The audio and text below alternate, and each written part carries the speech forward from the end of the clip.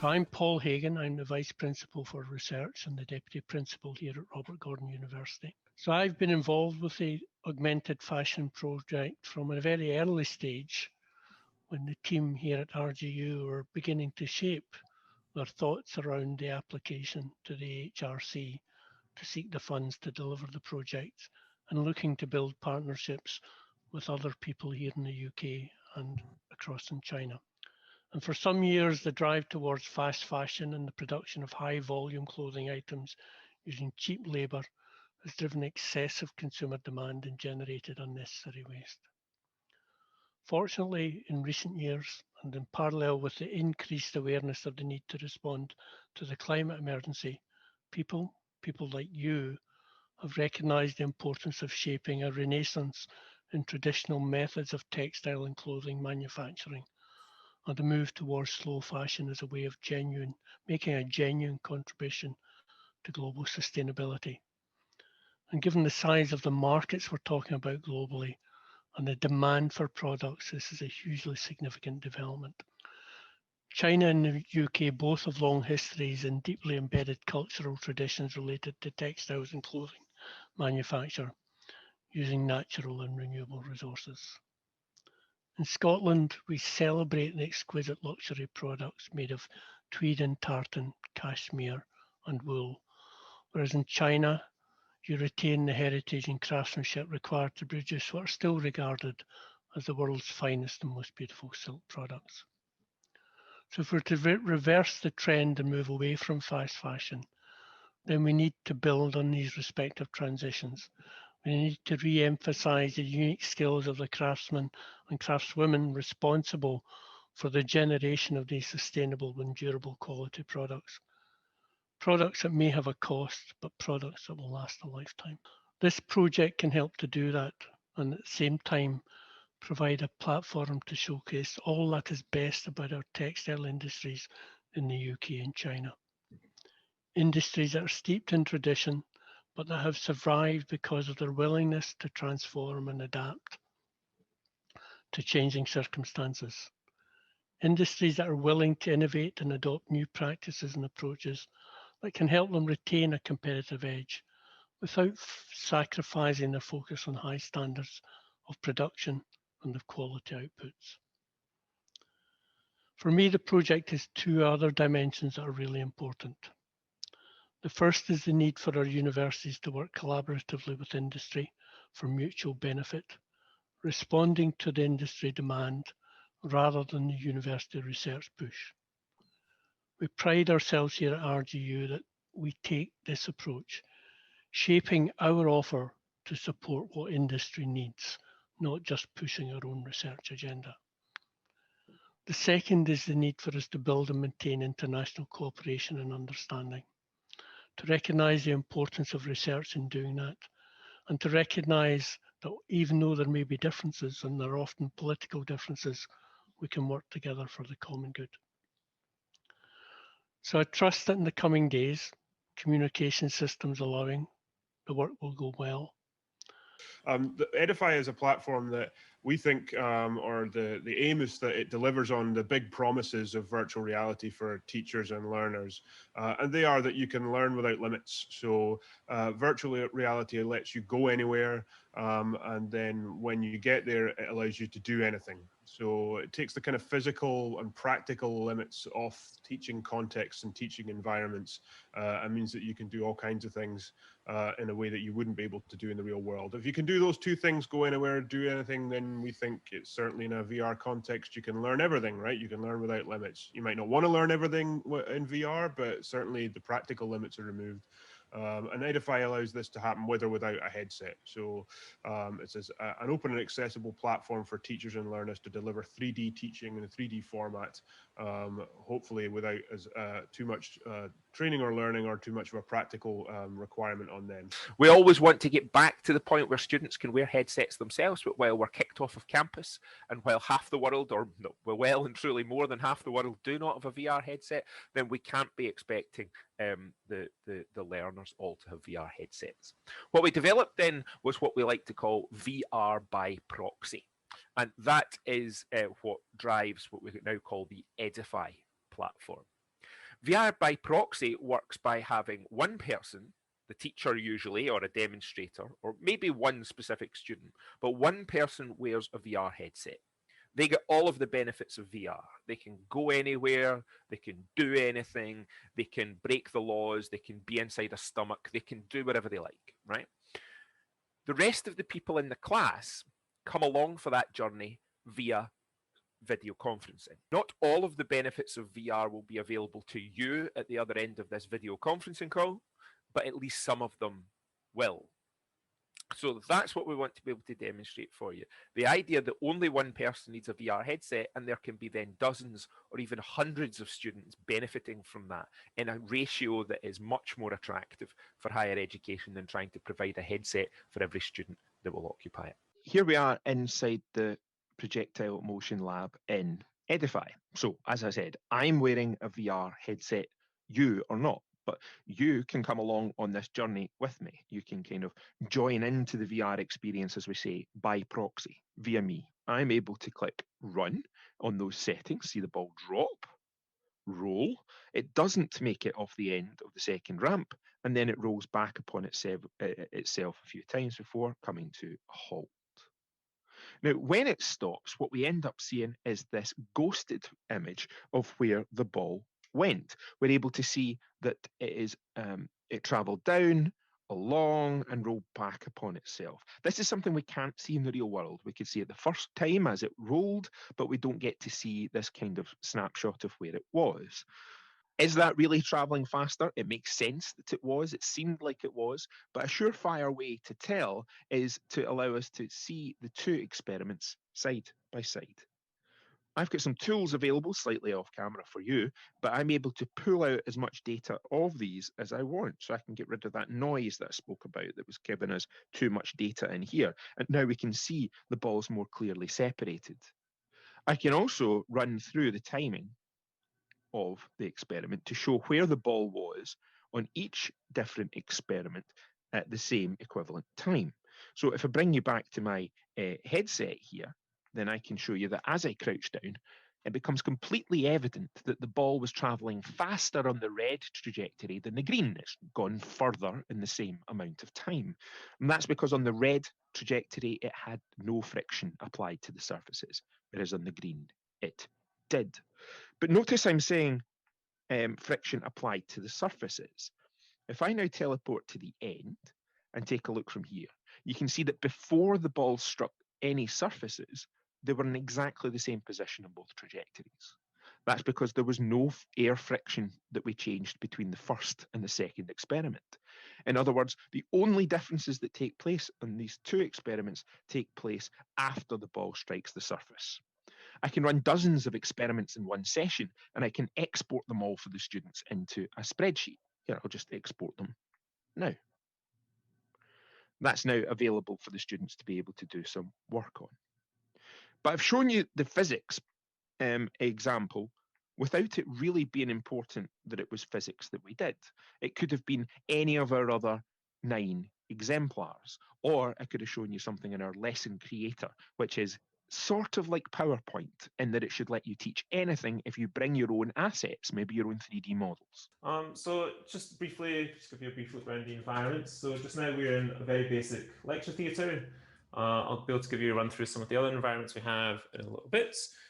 And then we can create a second scene. So we've already got one created here. We're in the same place, but what I can do is I can then jump from here to a different environment. So these are a list of environments that we have just now.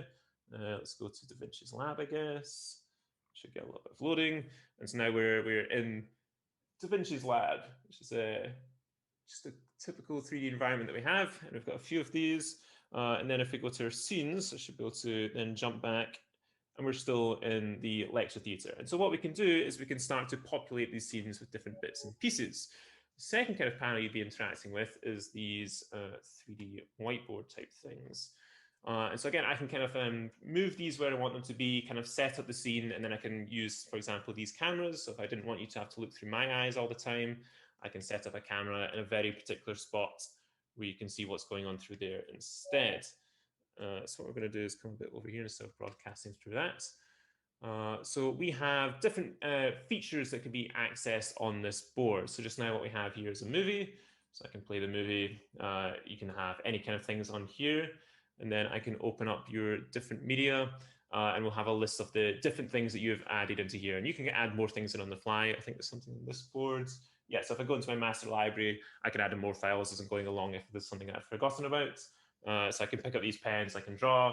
Still not very good at the moment, which I'm trying to get fixed. But the idea is that you can then draw and kind of annotate things and then save that for later. So you can kind of guide people through and do different annotations and the like. And so I can keep checking in, and that combined with something along the lines of the activity panel, I can keep an eye on what everyone's asking and kind of see exactly what's going on. I believe the plan is also, so just now this is me in the headset, and the idea would be you guys in the headset, potentially giving demonstrations to other people. But eventually what we want, as we were saying before, is for the students or whoever you're demonstrating to end up in the headset themselves. And there will be versions available if they do have headsets. But as I say, there was also that desktop version. So that will also be available for them to access and kind of feel and experience your lessons that you've created or whatever else in person as well. So now I will just hand over to Charlie Zhu from Pop Fashion, and this is the companies from Seoul, Shanghai, and Charlie. We have 5 fashion platforms. That's garment, shoes, bags, textile, and jewelries.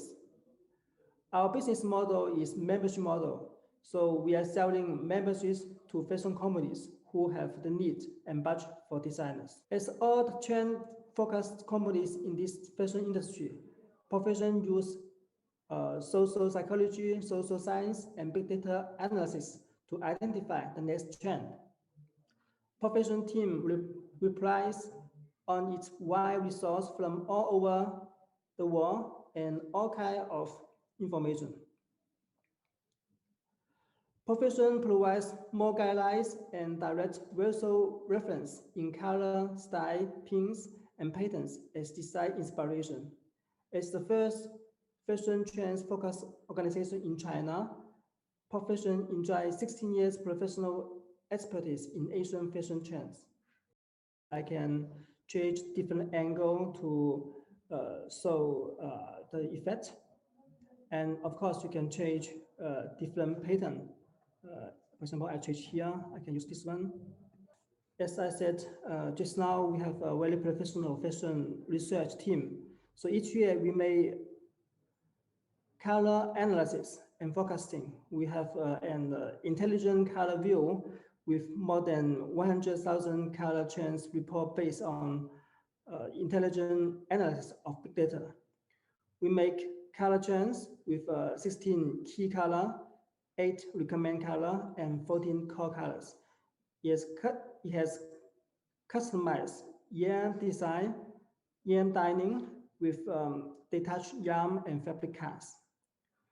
We have developed a technology on color identification and search for all different styles. When you choose one color, then you could find all designs and styles which have the same color from the database. As for the supply chain, Profession has an e-commerce platform called ULB. It mainly helps designers to look for the fabrics from internet. So as we know that the virus is quite serious this year in China and in all over the world. So based on this, we also developed some direct forecasting, direct broadcasting service structure. We have major 4 models. We have the Profession, that's a trend forecasting and analysis platform, which covers 5 industries. And we have the education, it's mainly about the fashion education. And we have the ULB, this is the fabric trading platform. And we have the Design Infinity, which is providing the shared space for designers to help them improve their design quality and share ideas. Sessions like this are always very interesting. One of the interesting things about it is we don't know exactly where the conversations will go, and hopefully we'll all have the opportunity to learn from each other. And as Josie said at the very beginning, we'll capture the essence of the discussions and get them published and back to you for next week. And obviously Josie and the research team at RGU are extremely interested in supporting the creative community and playing their role within this ecosystem. So they'll be very interested in the outputs from today. The shock to the industry is massive. So it's a massive shock in terms of demand and supply chains, and many of the existing routes to market have been massively impacted by what's happened. And it's in many ways difficult to predict when things will come back on stream. When we kind of dug into the under the surface of what might be going on in the psyche of consumers, some of the words that we had lots of words that began with C. So there was lots of discussion about a return to the need for cozy, color, comfort, craft, and the opportunities for doing and creating as part of a community. So much more a sense of that kind of local community and the ecosystem.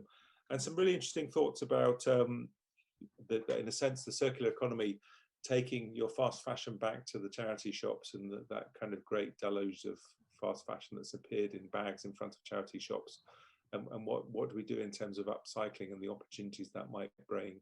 A lot of discussion about, you know, the Made in Scotland brand, and could this be a kind of tipping point in a moment where you could actually, because if there is still capacity and capability in Scotland, how do you actually use that and mobilise the moment to produce locally, particularly as that sense of community? Spoke about the fact that for some segments of society, they suddenly weren't going out to the theatre or kind of out for dinner, so they had disposable income and were a bit bored. So there was a bit more kind of online shopping taking place as well, and people were a bit more comfortable spending a bit more money online than perhaps they might have been previously.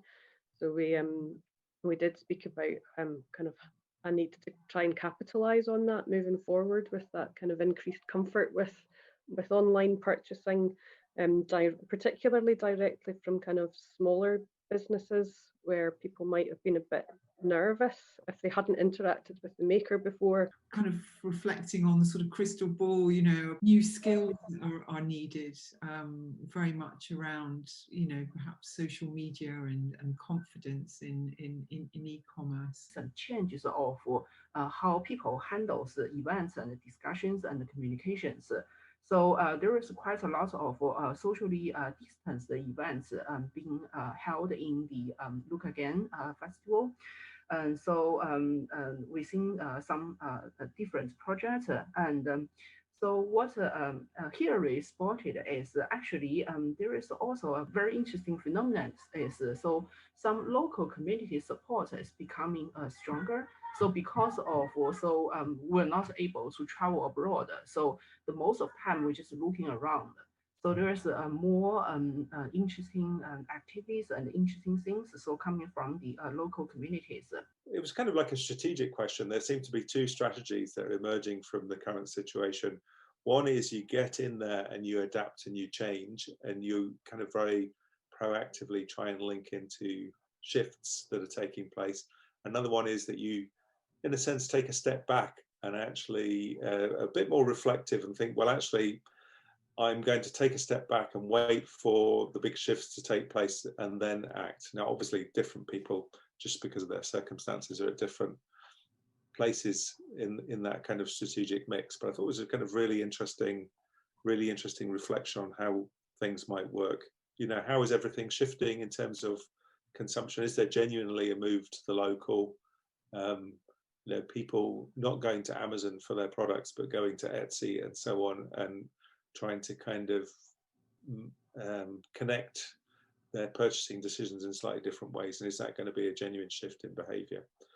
One of the big issues was about for small makers like Lynn, who's been producing a bit very similar to Neela, kind of weaving kits rather than the kind of finished woven products, problems with finding alternative suppliers. Previously she was using a maker lab, not being able to access those, but also wanting very much to retain that kind of made in Scotland. So I think I suppose perhaps developing more closer relationships with suppliers, but very much from a local perspective. So Nela find out there is a shift on the colors, so the cozy colors. She's needing more quiet, quieter colors rather than the vibrant colors.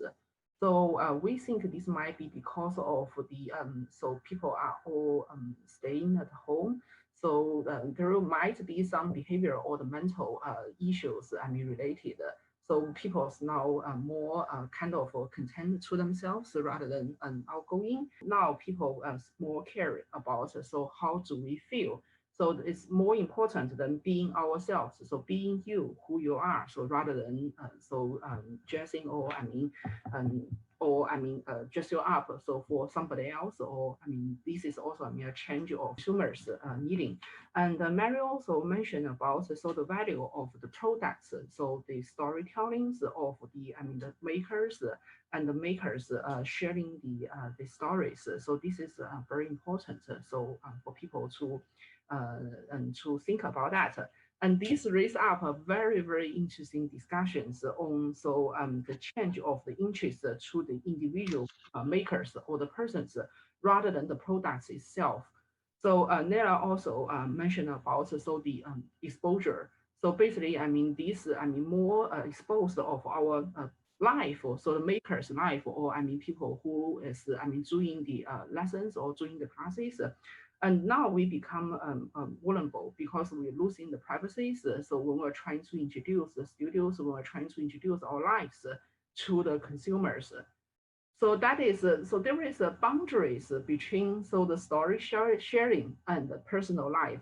And we want to investigate so where that boundary are. This is, the things that we want to discuss and to investigate. So how the stories could separate, but it's still coming out from us. So how they can separate from our lives.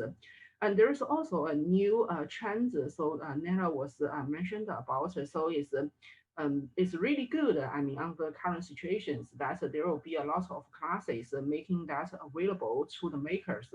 But at the same time, the makers themselves can do these online classes as well. So there is also the concerns of the IP issues. So when we're making any tutorials, when we produce any videos, then obviously they becoming diluted, and they might start to lose the values. So how can we protect ourselves if we want to do these online tutorials, online class? And we also need to protect ourselves from these IP concerns. Kind of short-term innovation and long-term innovation. Obviously, we become very focused on the short term.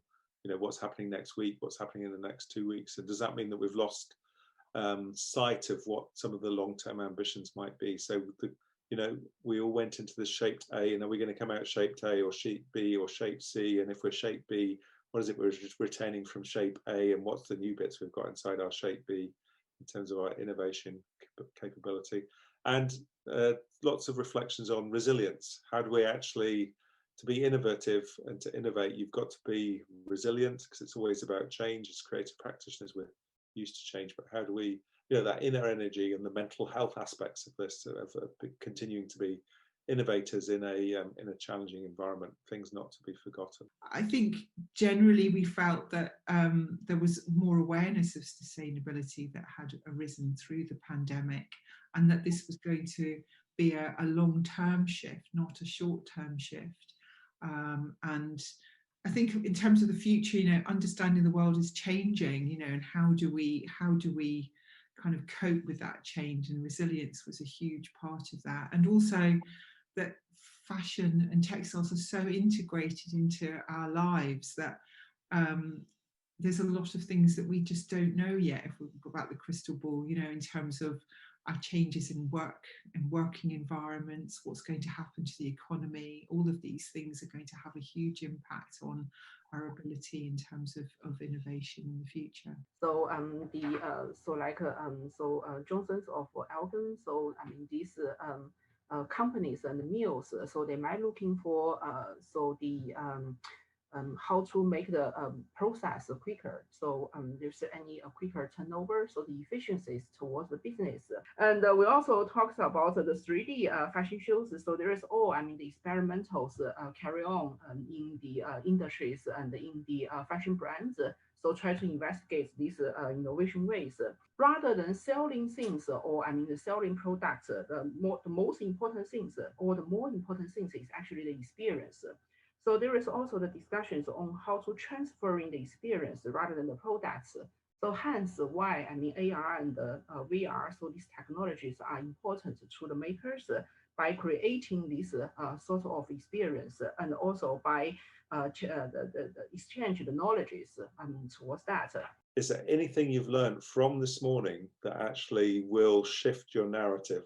You didn't write your narrative down at the beginning, so we didn't share those, but are you going to describe yourself in a slightly different way or think about describing yourself and your activity in a slightly different way because we've kind of learned something from this morning? Is that I would feel that I wasn't perhaps so alone. I think that that's really quite important for makers, realizing that the concerns are, you know, multinational and international, and I think that would make a difference in how I felt about saying something moving forward, because I would have more confidence in accepting that everybody understood the bits that I was saying and also the bits that I wasn't saying. And but I would never have participated in anything like this before, you know, never. Just would never have gone on the computer and talked at it to other people, never. And even just this as an introduction, this particular workshop, I think is really quite encouraging. And it might be that, you know, yes, I might look to speak to other makers or, you know, yeah. So I think that accepting that this is the way forward and communicating with other people and not being maybe so embarrassed about it is a good thing. And I think that I would tell the story of my product maybe slightly differently as well. Creative people borrow, plagiarize, steal, we or share, or whatever terms you want to call it, all the time. So there are things that we can kind of borrow from some of the other things that have been shared, I think, from today. But is there anything that we should be doing together as a collective narrative, do you think? You know, I think the sector we work in is sort of notoriously sort of disconnected, and there are lots of little, you know, pools of this and that everywhere. But across the piece, there are these incredible stories of innovation. And if you can boil it down into that really simple model of you had a practice A and your practice is now B, everyone's made this tremendous shift.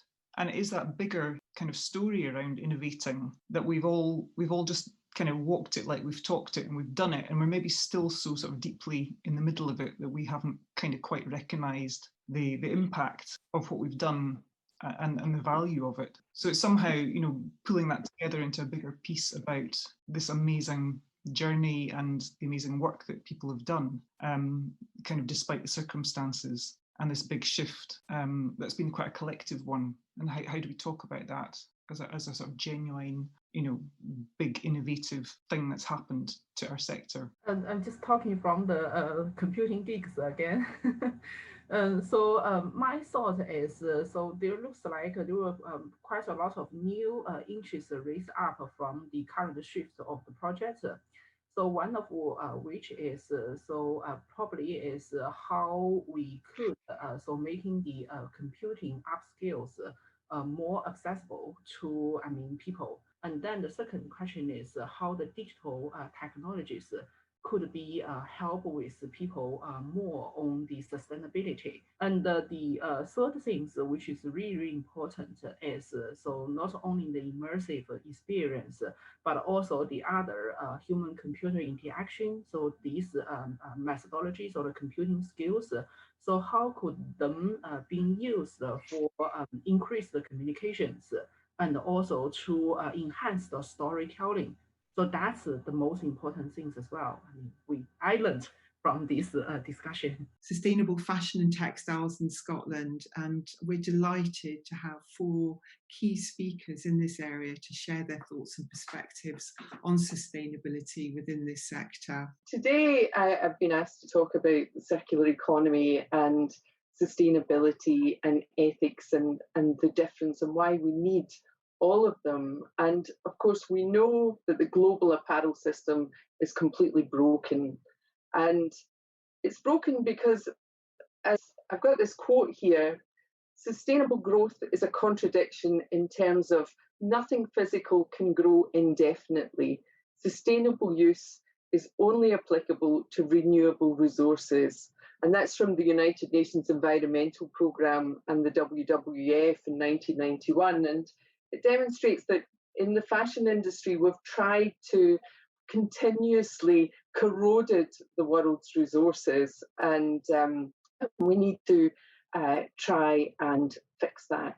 So we have 3 competing philosophies here. We have ethical fashion, we have circular fashion systems, and we have consumer behaviour. And until now, we've seen them quite often in separate camps, and that leads to confusion. So I just want to unpack what that looks like from the supply chain and the ethics of the supply chain.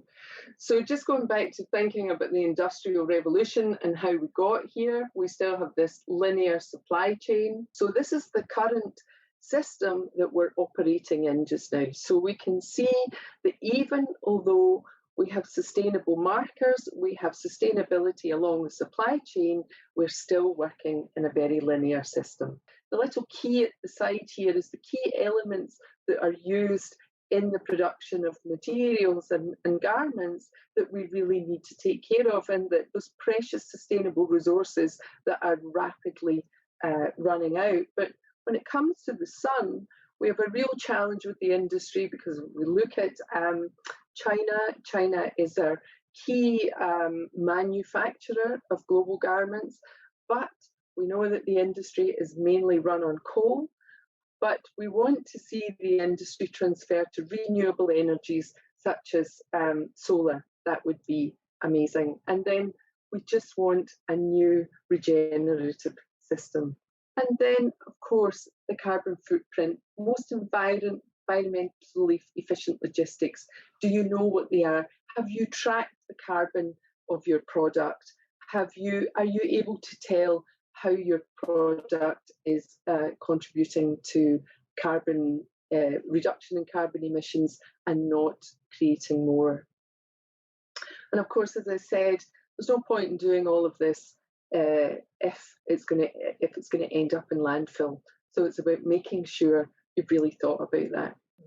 I think that Charles in the chat made quite a good point, which was that with these big companies, if we can improve them even just a tiny bit, actually that will have a huge impact. Whereas if we have very small specialist companies, that only has a small impact. And I think that's quite an interesting perspective to think about, that where we have these massive companies that we can't, as you say, get rid of, every little percentage that they improve by actually makes a big difference.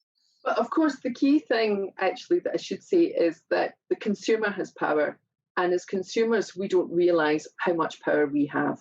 So yes, I'm the founder of Avenus, and I'm going to talk a little bit about Avenus, but mostly about the journey, because I think that's the interesting bit in terms of how this came about and where it all originated from.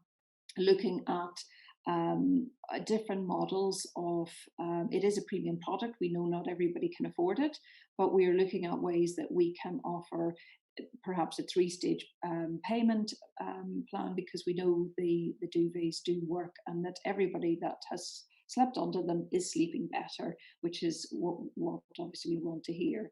But we're also looking potentially at rental models. So it's actually thinking about how can we offer our product to a wider audience and make it more accessible to all. So this is part of our ethos and what we are looking at for the long term. Joan, one of the questions is about the cleaning of the products. Do you have any information to give us about how your bedding and things can be cleaned? Yes, and this was really interesting because I wanted to keep the product as natural as possible, but we realized that ultimately for bedding, people need to be able to clean it. So it has had a treatment, which has been done in the UK, it's all certified, and basically the duvets can be washed or laundered. Although actually all the science says actually hang your duvet out on a sunny day and the line, because the sun is a naturally antibacterial, and the fibre, what's great about it, which differs from feather and down, is that it doesn't attract bed bugs and mites. So actually it is much better for you on that way. Is this new cashmere fabric as soft as the old one? I'm guessing not, but then it's going to be encased inside the duvet, isn't it? Totally, and that was the whole basis of this. I knew with the fibre, it's sharp. It's very different and characteristic in terms of the look of it. So therefore, it needed to be encased in something. You're not going to use this on the outside, which is why it's not used in traditional knitting and weaving. And so it needs to be. So it's created a new type of insulation. How do you go about the zero weights design? Do you have designers specifically doing that, and are they on site, or do you interact with them digitally? What's that process involved? It's very traditional in the sense of we work with the different pieces of fabric. We've got the real sort of luxury of being able to produce our own fabrics and know exactly what we want to use it for, rather than pick from a stock and say, could we use this for that?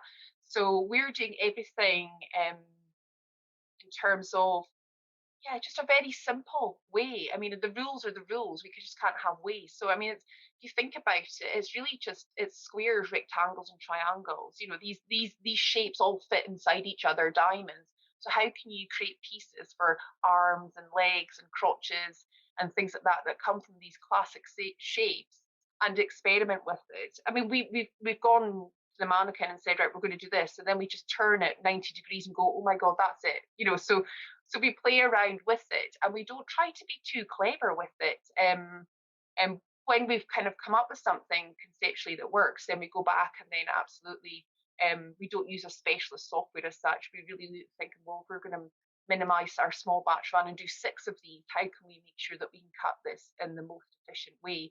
So, you know, that we have 2 arms instead of 3, sort of thing. But it's a very simple, you know, it's just going back to people using their own brains, and really going with what is common sense and intuition. People in the audience were saying, well, I actually can't afford to buy clothes except in Primark. What do I do?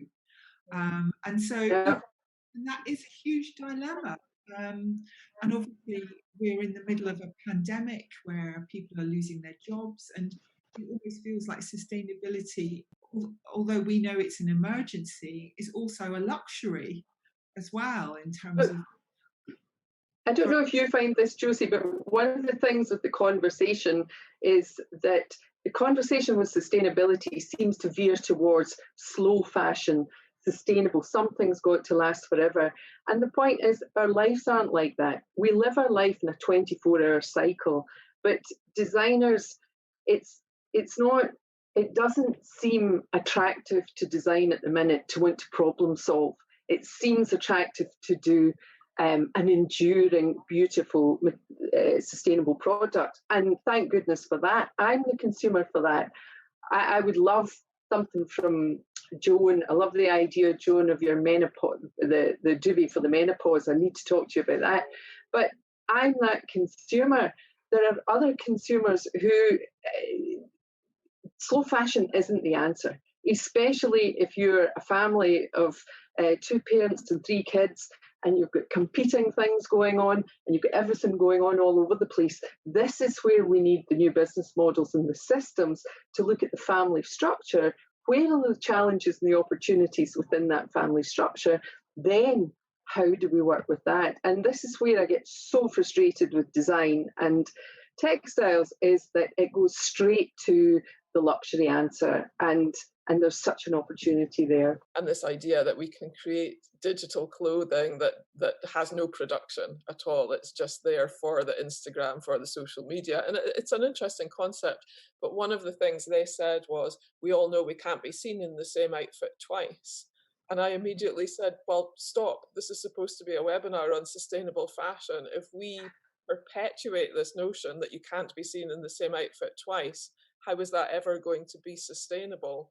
So I do think there is a big consumer behavior, consumer attitude change that needs to take place. It links to what you're saying, Lynn, in terms of the stigma of re-wearing clothes or getting clothes that aren't new. In the olden days, children didn't get new clothes. You know, their clothes were handed down from siblings and cousins and all sorts of things. And that was how that family got by. But now we can go to Primark and buy the cheap stuff, and possibly a lot of people don't realise. You know, we in the textiles industry and the fashion industry have been very immersed in this as a subject for a while now, but I think your average consumer, who is so far removed from how something is made and what it's made of. I totally agree, Karen. I just saw somebody list there, but yeah, I think absolutely with primary and working with the as young as possible, and I think that's where they already are in that space in some respects. When you look at what's happened with regards to plastics and straws, you look at Greta, you look at what they're doing. So these kids are actually, younger ones, I think already are ready to fully embrace. We just need to look at our education system and make sure, in terms of what with home economics, there is a lot more focus on sustainability and a lot more focus on actually, you know, it's what you need versus what you desire and want, and the reality of that. And I think, you know, people probably spend a lot on things that actually they don't need. And you know, instead of buying. But I think what we're not talking about, and where we potentially see the answers for fashion speeds, because what it's about is fashion speed and speeds of use.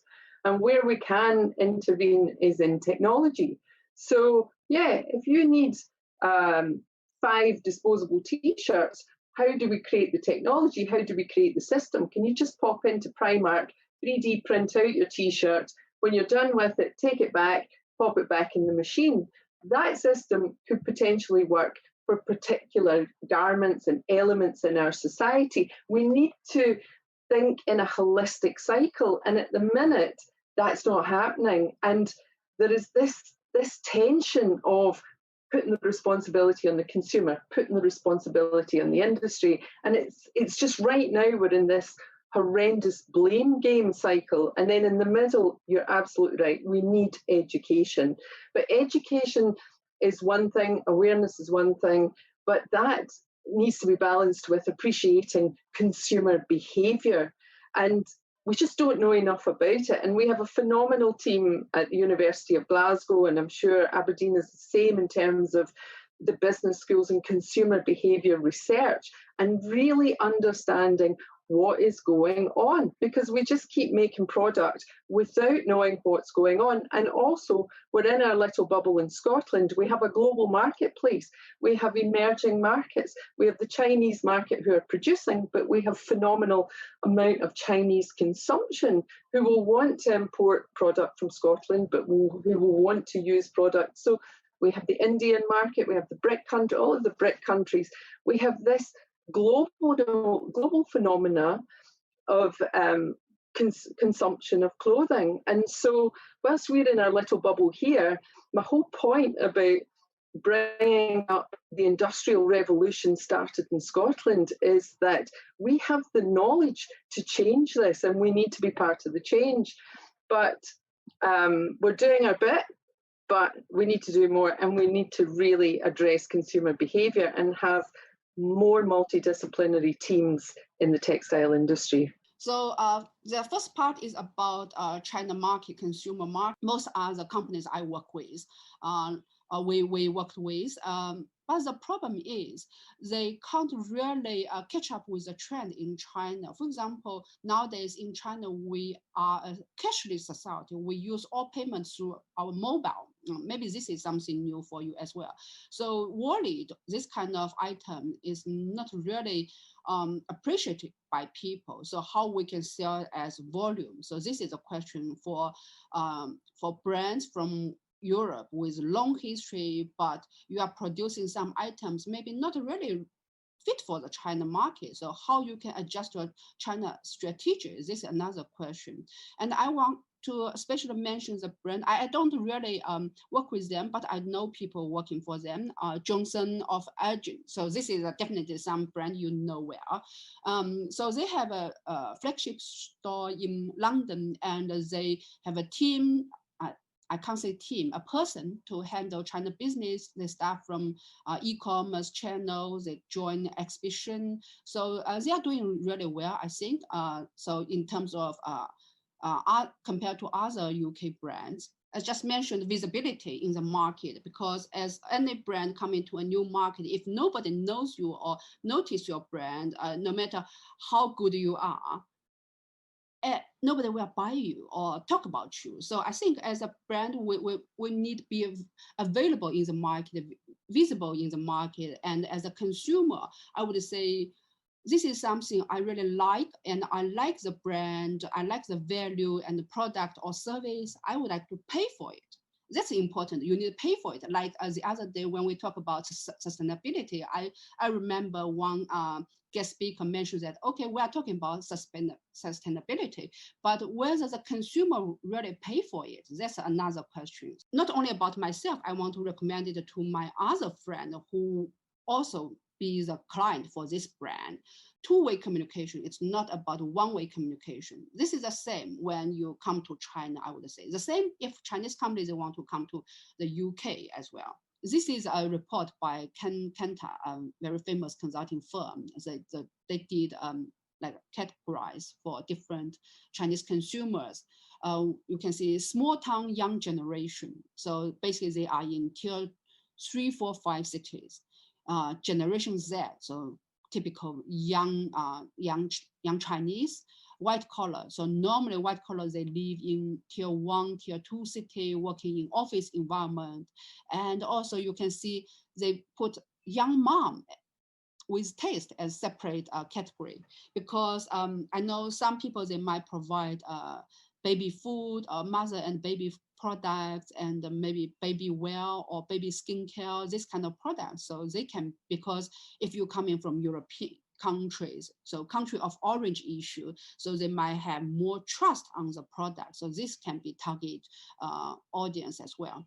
And the middle class, so this is quite similar to any society. And the blue collar, this is interesting part, because in the past, in China, normally we think blue collar, they are not so rich, but because nowadays more and more people, they just subcontract their homework or some work to people.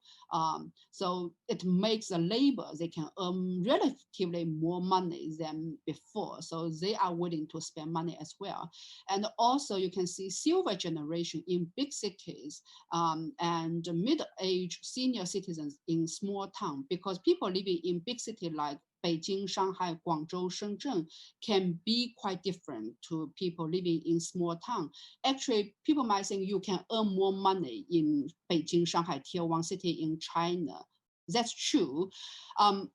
But the pressure from their life or the area they need to spend money is also a lot. So actually they don't have lots of savings in their pocket. But people living in small town, because the lower, I think this is same in any country or any society, they have more disposable income to spend. So they want to have better lifestyle, have a more relaxed life, and enjoy something nice, and they are trying to open to international brands as well. But normally we would suggest any international brands coming to China, coming to tier 1 city first, because people here are more likely to accept the overseas product, service, anything, and then to tier 2, 3, 4, 5 cities. So because they say, oh, they exist in Shanghai, Beijing, they must be good, so we can try. So this is something we witnessed during our project. So we can see people are more focused on caring more about functional products. So healthy lifestyle, they, if anything, can make their life better, more make their life work more efficient, they like it. And also they like any items with emotional caring. Yes, As you mentioned, also I mentioned this on, I think, 2 days on the last few days workshop for Scottish brands. Sometimes people in China, they might, oh, okay, Scotland is a part of UK or a separate country, or the same question to Northern Ireland or Ireland, the similar. So sometimes people, they don't really understand as like a region, and before they try to understand the product or brand.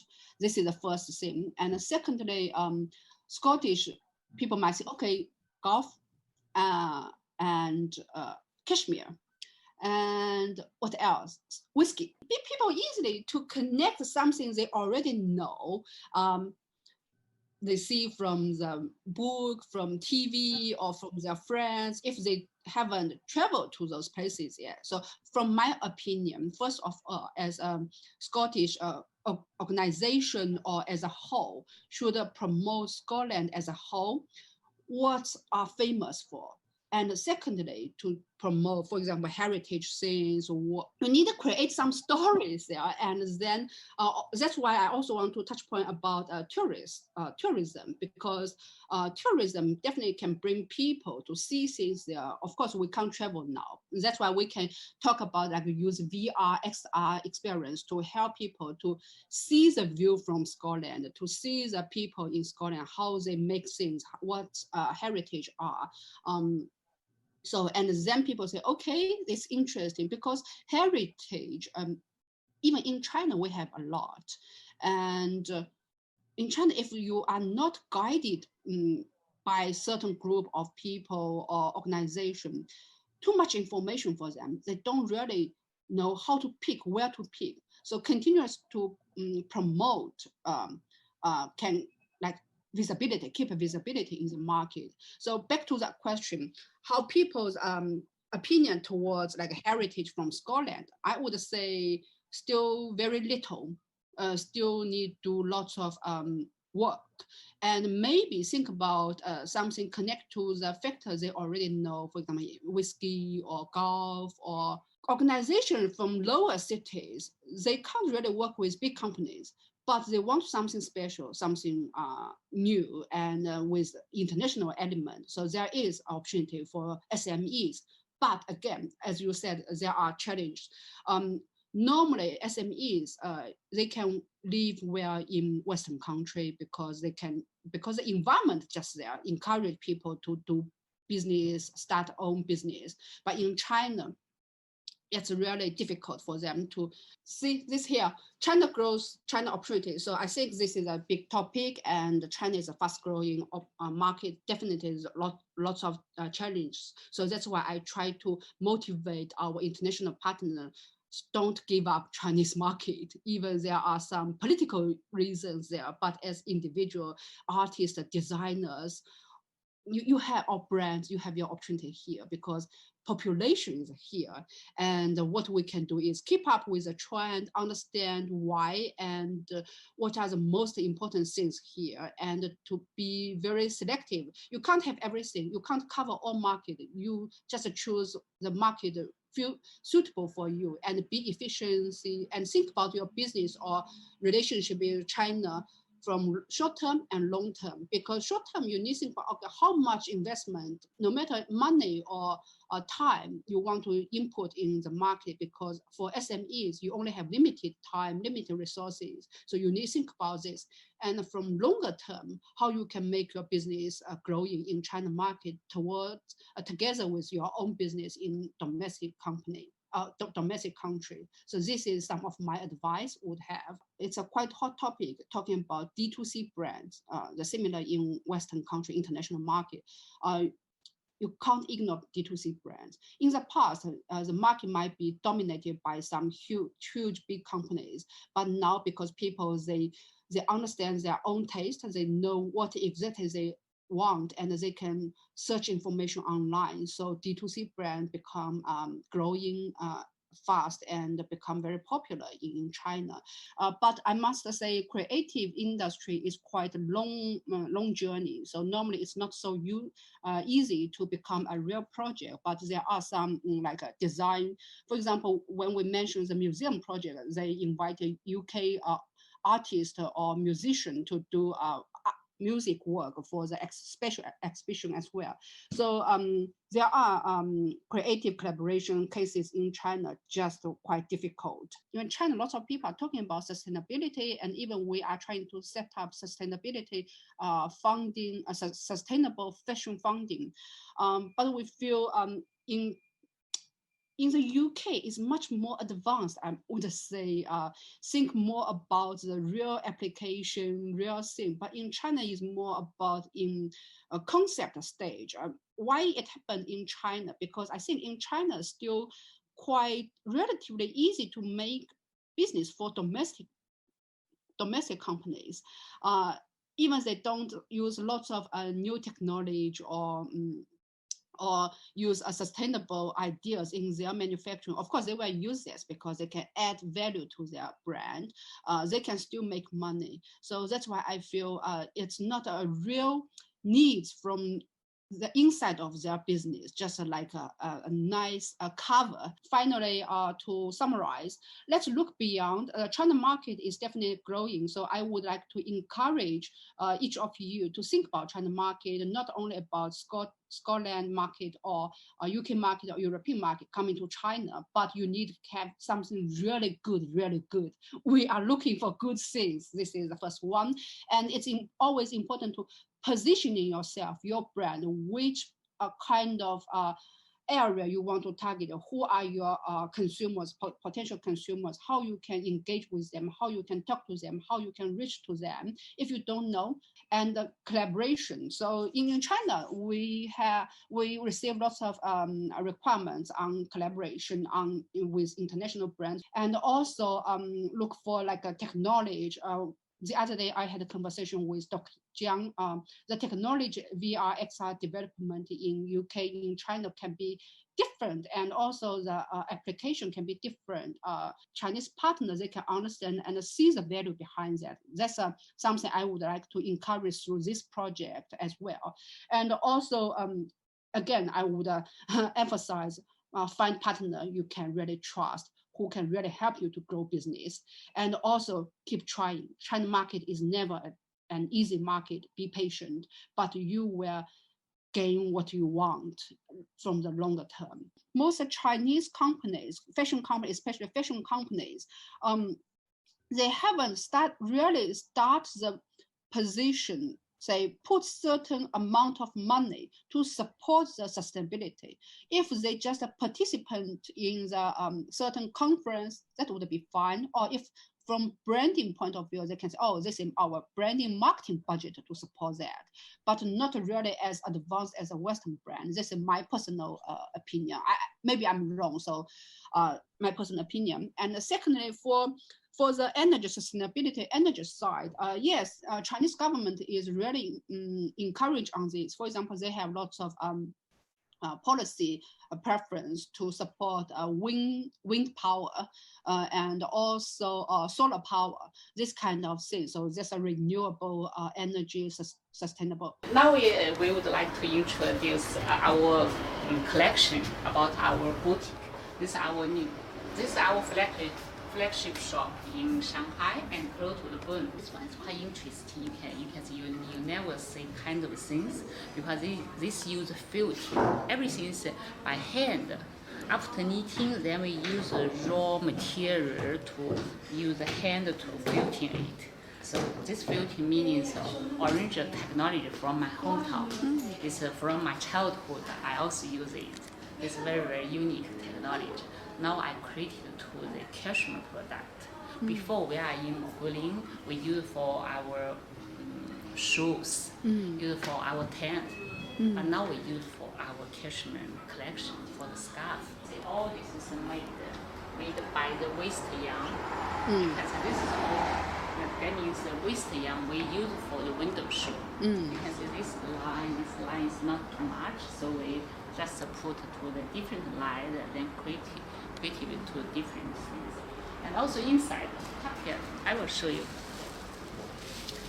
Inside, you can see inside something inside. This is a waste thing. This is mean during our processing, we use the plastic. This plastic is no useful. Normally this will throw away. But now we use for the inside, we put to the inside, become to our window shoe. So you can see with everything we talk about sustainability, not only for the collection, but also for use for the different place.